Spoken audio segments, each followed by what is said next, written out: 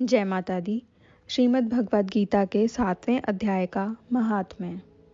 भगवान शिव कहते हैं, पार्वती, अब मैं 7वें अध्याय का महात्म्य बतलाता हूँ, जिसे सुनकर कानों में अमृत राशि भर जाती है। पाटलिपुत्र नामक एक दुर्गम नगर है, जिसका गोपुर बहुत ही ऊंचा है। उस नगर में शंकुकर्ण नामक एक ब्राह्मण रहता था। उसने वैश्य वृत्ति का आश्रय लेकर बहुत धन कमाया, किंतु न तो कभी पितरों का तर्पण किया और न देवताओं का पूजन ही। वह धनोपार्जन में तत्पर होकर राजाओं को ही भोज दिया करता था। एक समय की बात है, उस ब्राह्मण ने अपना चौथा विवाह करने के लिए पुत्रों और बंधुओं के साथ यात्रा की।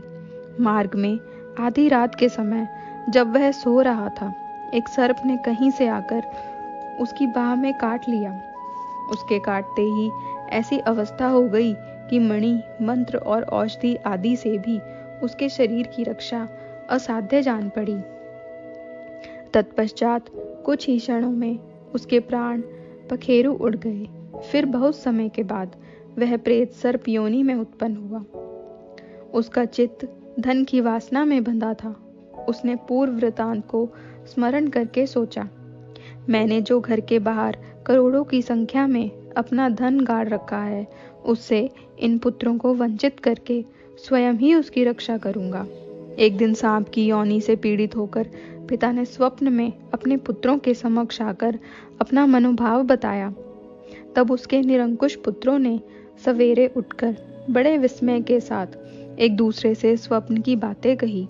उनमें से मझला पुत्र कुदाल हाथ में लिए घर से निकला और जहां उसके पिता सर्प योनि धारण करके रहते थे, उस स्थान पर गया।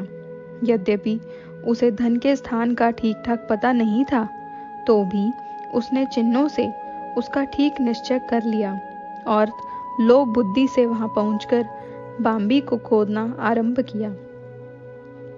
तब उस बांबी से बड़ा भयानक सांप प्रकट हुआ और बोला, ओ मूढ़, तू कौन है? किस लिए आया है? क्यों बिल खोद रहा है? अथवा किसने तुझे भेजा है? ये सारी बातें मेरे सामने बता। पुत्र बोला, मैं आपका पुत्र हूँ, मेरा नाम शिव है। मैं रात्रि में देखे हुए स्वप्न से विस्मित होकर यहाँ का सुवर्ण लेने के कौतूहल से आया हूँ।